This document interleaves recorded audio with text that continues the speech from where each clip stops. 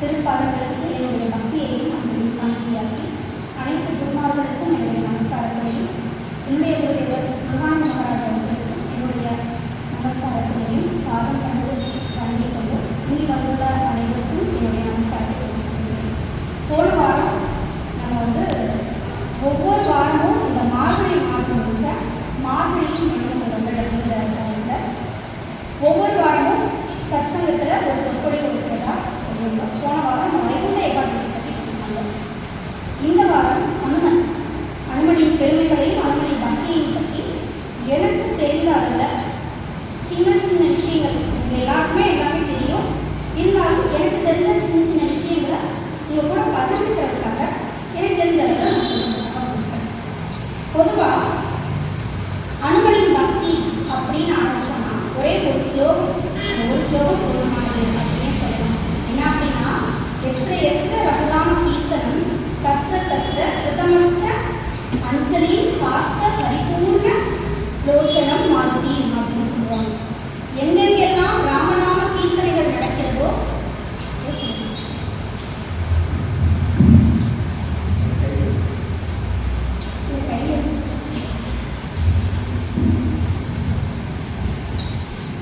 எங்கெங்கெல்லாம் ராமநாம கீர்த்தனைகள் நடக்கிறதோ அங்கெங்கெல்லாம் ஆஞ்சநேயர் கை கூப்பி கண்ணீர் மல்க ராமநாமத்தினை கேட்டவாறு அங்கு இருப்பார் அப்படிங்கிறது இந்த சொல்லம்.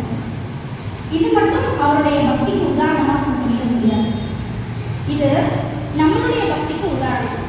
பொதுவாக ராமநாமம் எங்கெங்கெல்லாம் பாடப்படுகிறதோ யார் யாரெல்லாம் ராமநாமத்தை பாடுறோமோ அவங்க எல்லாருக்கும் அருள் புரியறதுக்காக ஆஞ்சநேயர் அந்த இடத்துல எழுந்திருக்கிறார் அப்படிங்கிற ஐதீகம். அப்படின்னா இன்னைக்கு இந்த இடத்துல ஆஞ்சநேயர் எழுந்தருள் இருக்கிறார் அப்படிங்கிறது தானே. அதனால உங்களுடைய மனதில் என்ன பிரார்த்தனைகள் இருந்தாலும் ஆஞ்சநேயர்கிட்ட நம்ம இன்னைக்கு நம்மளுடைய பிரார்த்தனைகளை வச்சுக்கணும். நான் என்ன பிரார்த்தனைனா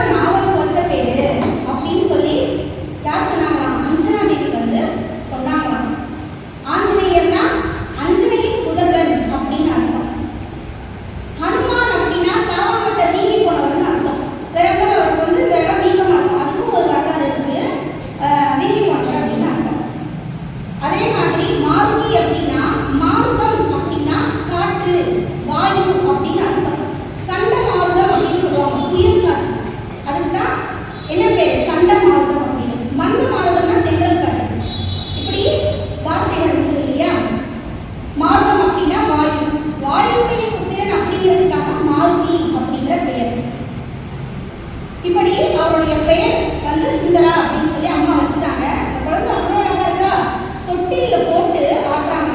தாலாட்டு பண்ணும்போது அப்பவே கொஞ்சம் வாக்குவன்மை இருந்தது, அதனால அவர் பேச ஆரம்பிச்சிட்டாரு. அப்படி பேசும்போது அம்மா கிட்ட வந்து கேட்குறாரு, அம்மா எனக்கு அப்பப்போ பசிக்குமே, நான் என்ன பண்ணட்டும் பசிச்சா அப்படின்னு கேட்குறாரு. அப்படி கேட்கும்போது அம்மா சொன்னாங்களா, பசிச்சுன்னா நம்ம மாணவர்கள் இல்லையா, அதனால என்ன பண்ணலாம், பழங்களை வச்சு சாப்பிடலாம். பழமா, அது எப்படி இருக்கும் அப்படின்னு ஆஞ்சநேயர் கேட்டாங்க. அது வேற ஒன்றும் இல்லைப்பா, வட்டம் மேலே போகணும் அம்மா பழம் அப்படின்னு அம்மா சொல்லிட்டு வேலையை பக்கம் போயிட்டாங்க. இப்போ ஆஞ்சநேயருக்கு பசிச்சிருக்கு, மேலே பார்த்துக்கிறாரு, வட்டமா சூரியன் இருக்கு. சரி, இந்த பழத்தை நம்ம என்ன பண்ணலாம், வச்சு சாப்பிடலாம் அப்படின்னு சொல்லிட்டு என்ன பண்ணலாம், வேகமா டேக் ஆஃப் ஆகுறாரு. அதான் ஃபர்ஸ்ட் அவர் வந்து என்ன பண்றது, சொயின்னு பறக்கிறது, வேகமா போறாரு. போயிட்டு பழத்தை பறிக்க போறாரு. யாரா, சூரியனையே பழம் அப்படின்னு நினைச்சு பறிக்க போறாரு. அப்படி பறிக்க போகும்போது என்னன்னா, அந்த நேரத்துல சூரிய கிரகணம் நிகழ வேண்டியிருக்கு. ராகு பகவானும் சூரியனை பிடிக்க வராரு. அப்போ ராகு வராரு, ராகுவோட ஃபாஸ்டா இவர் பறந்து போயிட்டு இருக்காரு. அப்படி பறந்து போயிட்டு இருக்கும் போது என்னன்னா, ராகு பகவான் பார்த்துட்டு, நம்ம தானே பஞ்சாங்கப்படி இன்னைக்கு சூரியனை பிடிக்கணும், இது யார் இந்த குட்டி குழந்தை இவ்வளோ வேகமா பறந்து போயிட்டு இருக்கே அப்படின்னு சொல்லிட்டு ராகு பகவான் வேகமா என்ன பண்றாரா, போய் இந்திரன் கிட்ட கேட்கிறாரா, இங்க பாருங்க, என்னையே தான் பிடிக்க அனுப்புறீங்க, ஆனா அங்க வேற ஒரு குழந்தைய அனுப்பிட்டீங்க பிடிக்கிறவங்க அப்படின்னு சொல்லிட்டு யார் கேட்கிறாரா, ராகு பகவான் வந்து இந்திரத்தை கேட்கிறார். இல்லையப்பா, நான் அப்படியே அனுப்புறேப்பா அப்படின்னு சொல்லிட்டு இந்திரன் என்ன, சரி வா போய் பார்ப்போம் அப்படின்னு சொல்லிட்டு போய் பார்த்தா ஆஞ்சநேயர் வந்து சூரியனை நெருங்கி போயிட்டு இருக்கிறாரு. போயிட்டே இருக்கும்போது ராகு வந்தோடனே, இது என்ன ஆஞ்சநேயர் புதுசா இருக்கே, அப்ப இதை சாப்பிடுவோம் ஃபர்ஸ்ட் அப்படின்னு சொல்லி ராகு பிடிக்க போயிட்டாரா ஆஞ்சநேயர். அப்போ இந்திரன் என்ன பண்ணிட்டாரு, பயந்து ஆத்தாடி ராகுவே பிடிக்க போறான், அடுத்த டார்கெட் நம்மளா தான் இருக்கும் அப்படின்னு சொல்லிட்டு அஃபென்ஸ் இஸ் தி பெஸ்ட் டிஃபென்ஸ்னு சொல்லுவாங்க, தாக்குதல். அப்ப வஜ்ராயுதத்தை கொண்டு தாடையில ஒரே அடி அடிச்ச உடனே என்ன பண்ணிட்டாரு, அந்த குழந்தை மயங்கி கீழே விழுந்துச்சு. இதை யார் பார்க்குறா அப்படின்னா, வாயு பகவான் பார்க்குறாரு. என் பிள்ளை எவ்வளோ பெரிய ராம கைங்கரியத்துக்காக வந்து பிறந்து இந்த பூமியில வந்திருக்கான், என்ன செஞ்சுட்டா, இப்போ இந்த பழத்தை தானே பறிக்க போறேன்னு சொல்லி சின்ன பிள்ளை அப்படி வந்துச்சு. நம்ம எல்லாம் கோவப்படுவோம்ல, சின்ன பிள்ளையும் இப்படி வஜ்ராயுதத்தை வச்சு அடிக்கியா அப்படின்னு சொல்லி கோச்சிக்கிட்டு என்ன பண்ணிட்டாரா, குழந்தைய கிட்ட புகையில போய் மூக்க பிடிச்சிட்டு மூச்சு பிடிச்சி அமைதியா உட்காந்துட்டாராம். நாம எல்லாம் மூச்சு பிடிச்சி உட்காந்தா நம்ம தான் மூச்சு விட முடியும். வாயு பகவான் மூச்சு பிடிச்சிட்டு உட்காந்தா இந்த உலகத்துல இருக்கிற உயிருள்ள அத்தனை ஜீவராசிகளுமே என்ன பண்ண முடியாது, மூச்சு விட முடியாது. அப்போ என்னன்னா, பிரம்மா கிட்ட போயிட்டு அச்சோ இப்படியா போச்சு அப்படின்னு சொல்லிட்டு பிரம்மா கிட்ட போய் எல்லாமே கேட்கறாங்க. சின்ன குழந்தை தானே, அதை சொல்லியிருக்கலாமே, அதுக்குள்ளே இப்படி அடிச்சுட்டு அது தவறு தானே, வாங்க போய் எல்லாமே அவங்ககிட்ட பேசுவோம் அப்படின்னு சொல்லிட்டு கூட்டிட்டு போறாங்க. போயிட்டு வாயு முன்னாடி போயிட்டு, இந்த மாதிரி தவறு நடந்து போச்சு, மன்னிச்சுக்கோ, உன் பிள்ளைக்கு நாங்கள் எல்லாருமே ஆளுக்கு ஒரு வரம் தரோம், அதனால நீ மூச்சு விட்டுரு அப்படின்னு. சரியா, வரம் தருங்களா அப்படின்னு சொல்லிட்டு மூச்சு விட ரெடி ஆயிட்டாரு. மூச்சு விட்டுட்டார். அப்புறம் தான் எல்லாரும் ரிலாக்ஸ் ஆனாங்க. ஸோ ஒவ்வொருத்தரும் அவருக்கு ஒவ்வொரு வரம் கொடுக்குறாங்க. யார் யார் என்னென்ன வரம் கொடுக்குறாங்க அப்படின்னா, இந்திரன் வந்து வஜ்ராயுதத்தால் அடிச்சார் இல்லையா, அதனால தாடை வீழ்ச்சி இல்லையா, அதனால உனக்கு ஹனுமான் அப்படிங்கிற பேரே உனக்கு எப்பயுமே நினைச்சு நிற்கும் அப்படின்னு. இது ஒரு வரமா அப்படின்னு கேட்டா இல்லை. அவர் வந்து என்ன வரம் கொடுத்துருக்காரு அப்படின்னா, வஜ்ராயுதம் இனிமே உன்னை தாக்காது, வஜ்ராயுதத்தால் அடியே பட்டாலும் அது உனக்கு வந்து என்ன ஆகாது, உன்னை அஃபெக்ட் பண்ணாது அப்படின்னு சொல்லிட்டு அவருக்கு வரம் கொடுத்துருக்காரு. அடுத்து வருண பகவான் வரம் கொடுக்குறாரா, நீ கடலையே தாண்டி குடிச்சாலும் தண்ணிக்குள்ளேயே விழுந்தாலும் உனக்கு ஒண்ணுமே ஆகாது. வருணபாசம் அப்படின்ற அந்த மந்திரமோ அந்த கயிறோ உன்னிடம் வேலை செய்யாது அப்படின்னு யார் வரம் கொடுக்குறார், வருணன் வரம் கொடுக்குறார். யமன் வந்து இவருக்கு எல்லா வலிமையும் அவருக்கு இருக்கும், அவருக்கு டயர்டே ஆகாது அப்படின்னு யமன் வரம் கொடுக்குறார். அதே மாதிரி அக்னி தேவன் வரம் கொடுக்குறாரா, ஹீட் உன்னை வந்து தாக்காது, உன்னோட உடம்புல எந்த தீக்காயம் பட்டாலும் ஆறியும் உன்னை தாக்காது அப்படின்னு சொல்லிட்டு அந்த குழந்தைக்கு வரம் கொடுக்குறாரு. இப்படி ஒவ்வொருத்தரும் ஒவ்வொரு வரம் கொடுக்குறாங்க. பிரம்மா இதுக்கெல்லாம் மணிமுகமா பிரம்மா என்ன வரம் கொடுக்குறாரு அப்படின்னா, உனக்கு சிரஞ்சீவியான பதவி கிடைக்கும்,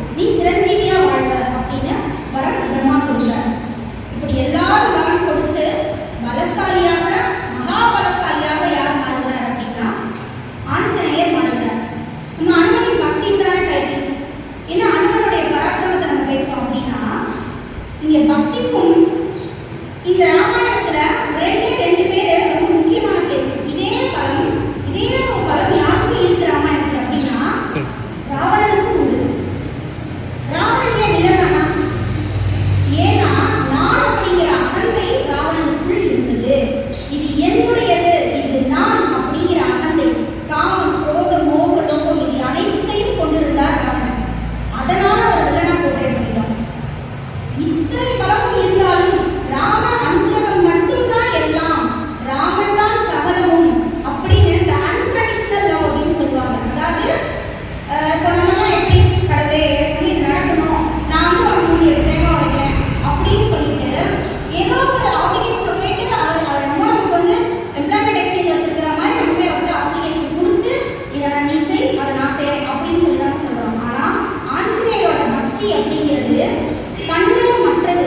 எனக்கு இது வேணும் அப்படின்னு கூட நான் கேட்கல, நான் மட்டும் ராமநாமம் சொல்றேன் டிவி பாட்டு.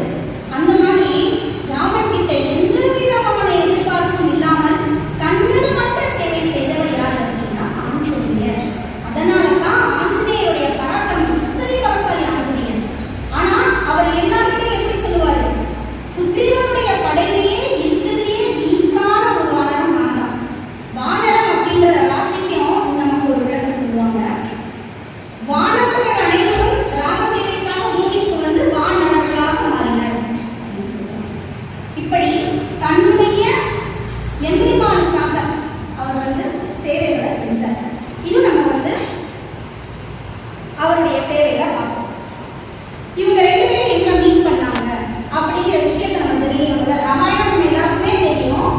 ராமரும் ஆஞ்சநேயர் மீட் பண்ண ஒரு இடம் இருக்குல்ல, அந்த இடம் ரொம்ப முக்கியம் இல்லையா?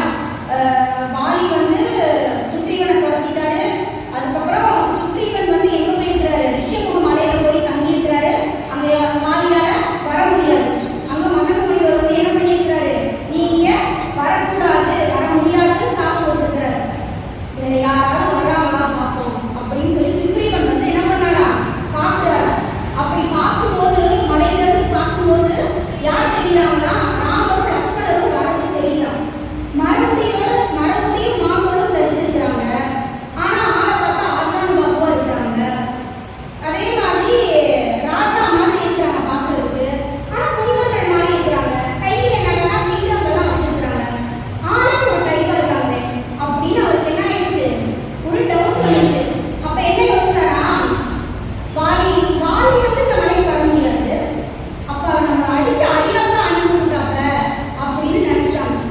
நினைச்சிட்டு என்ன பண்றாரு, ரொம்ப பயந்துட்டோன்னே ஆஞ்சநேயர் சொல்றாரா, எனக்கு என்னமோ அப்படி தெரியல, யாரையுமே முழுசா விசாரிக்கணும், இவர் தானே அமைச்சர், இப்போ யாரையுமே முழுசா விசாரிக்கணும், நான் போய் விசாரிச்சுட்டு வரேன்னா ஆஞ்சநேயர் கிளம்பி வர ராமனை பார்த்தாரு. ராமனை பார்த்தோன்னே எனக்கு புரிஞ்சிருச்சு, ராமர் யாரு அப்படின்னா சாட்சாத் நாராயணனுடைய அவதாரம், இவர்தான் நம்மளுடைய தலைவன் அப்படிங்கிறது யாருக்கு புரிஞ்சிருச்சு அப்படின்னா ஆஞ்சநேயர் புரிஞ்சிருச்சு.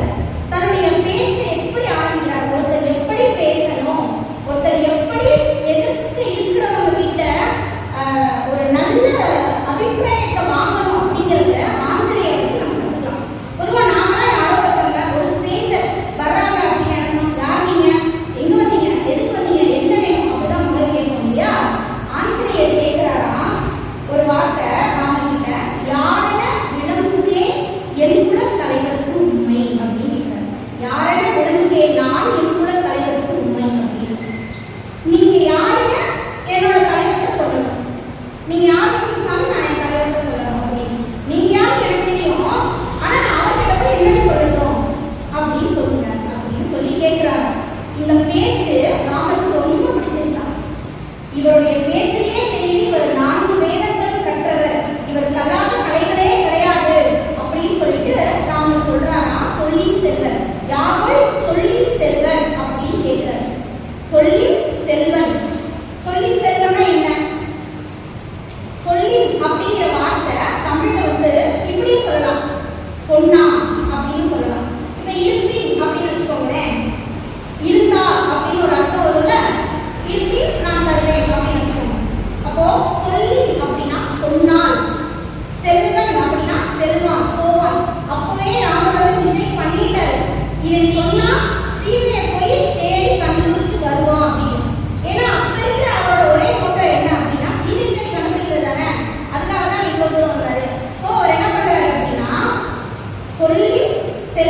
அப்படின்னு யார்கிட்ட சொல்றாரு? இளையவர் லக்ஷ்மணன் கிட்ட சொல்றாரு. கண்டிப்பா இவன் போவான், சீதையை கண்டுபிடிப்பான் அப்படிங்கிற நம்பிக்கை முதல் சந்திப்பிலேயே யார் மேல வந்துச்சு அப்படின்னா ஆஞ்சநேயர் மேல. யாருக்கு வந்துச்சு? ராமருக்கு வந்துச்சு. சீதையை தேடி எத்தனை ஆயிரம் பேர் அனுப்புறாங்களாம்? 70,000 பேர் அனுப்புறாங்களாம். அதாவது 70 வெள்ளம் வானர சேனையை வந்து அனுப்புறாங்க. அதுக்கு முன்னாடி வந்து சுக்ரீவனுக்கு இவங்க வந்து என்ன பண்றாங்க? பட்டாபிஷேகம் பண்றாங்க, வாலியை ஜெயிக்கிறாரு. அதுக்கப்புறம் அவர் வந்து என்ன பண்றாங்க? முடிசூட்டி உட்கார வச்சுறாங்க. அதெல்லாம் முடிஞ்சதுக்கு அப்புறமா என்ன பண்றாங்கன்னா 70 வெள்ளம் வானர சேனையை தயார் செஞ்சு சீதையை தேடுறதுக்காக எல்லா பக்கமும் அனுப்புறாங்க. 70 வெள்ளம் வானர சேனைனா 70,000 பேர் கிட்டத்தட்ட. அப்போ அதுல தெற்கை நோக்கி போகக்கூடிய படையில யார் யார் இருக்கிறாங்க அப்படின்னா அனுமான் இருக்கிறாரு, அங்கதன் இருக்கிறாங்க, அதுக்கப்புறம் யார் ஜாம்பவான் இருக்கிறாங்க. இப்படி பெரிய பெரிய வீரர்கள் எல்லோருமே அந்த படையில இருக்கிறாங்க. ஒவ்வொரு படைக்கும் அவ்வளவு பெரிய ஹெட் அப்படின்னு அனுப்புறாங்க. இப்படி அனுப்பும்போது என்ன ஆகுது அப்படின்னா ராமர் வந்து ஆஞ்சநேயரை மட்டும் தனியா கூப்பிட்டு இது ராமா அப்படின்ற முத்திரை பதித்த மோதிரம் கனையாடு, இதை வந்து என்ன பண்ணு சீதைக்கு கொடுத்துரு அப்படின்னு. ஏன் கொடுக்குறாரு ராமர் வந்து ஆஞ்சநேயர்கிட்ட? 70,000 பேர் போறாங்களே, 70,000 பேருக்கு ஒரு பிரிண்ட் அவுட் எடுத்து கொடுத்துருக்கலாம்ல.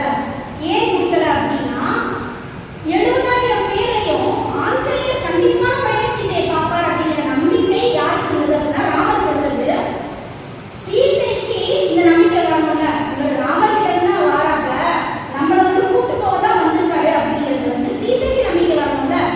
அதுக்காக இந்த மோதிரத்தை என்ன பண்றாரு அப்படின்னா ராமர் ஆஞ்சநேயர் கையில கொண்டு விடுறாரு. அப்போ சுக்ரீவர் என்ன பண்றாரு அப்படின்னா 70,000 படை வீரர்களுக்கும் இந்தந்த சைடு போங்க, இந்தந்த பக்கம் போங்க அப்படின்னு சொல்லி ஒவ்வொரு இடத்தையும் ரூட் மேப் போட்டு அந்த காலத்துக்கு ரூட் மேப் அவரு யாரு? சுக்ரீவர். என்னம்மா நீ இவ்வளவு தெளிவா அதாவது அட்ரஸ் எல்லாம் இவ்வளவு ப்ராப்பரா சொல்றியே அப்படின்னா இந்த காமெடியில சொல்லுவாங்கல்ல, நான் அடிவாங்காத ஏரியாவே கிடையாது அப்படின்னு. அந்த மாதிரி வாலி வந்து என்ன பண்ணாரா இவரை அந்த அளவுக்கு துரத்தி அடிச்சிருக்கிறாரு. அப்படிதான் கடைசியா இந்த மலைக்கு வந்து சேர்ந்திருக்கிறாரு யாரு? சுக்ரீவன். இதுல ஒரு சந்தேகம் நம்ம எல்லாருமே வரலாம், வாலி அவ்வளவு பலவான், ஏன் வாலி கூட வந்து ஆஞ்சநேயர் இல்லை அப்படின்னா ஒருத்தன் பலமே இல்லாதவனா இருந்தாலும் யாரு துன்பத்துக்கு ஆளாக்கப்பட்டிருக்கிறாங்களோ அவங்க பக்கம் நிக்கிறது தான் நியாயம். யார் வந்து உண்மையிலே தர்மத்திற்கு கட்டுப்பட்டு இருக்கிறார்களோ அவர் பக்கம் நிக்கிறது தான் நியாயம். அவன் பலமா பலவீனமா அதெல்லாம் கிடையாது. அவன் வந்து ஒரு சூழ்நிலையில நிற்கிறான், அவன்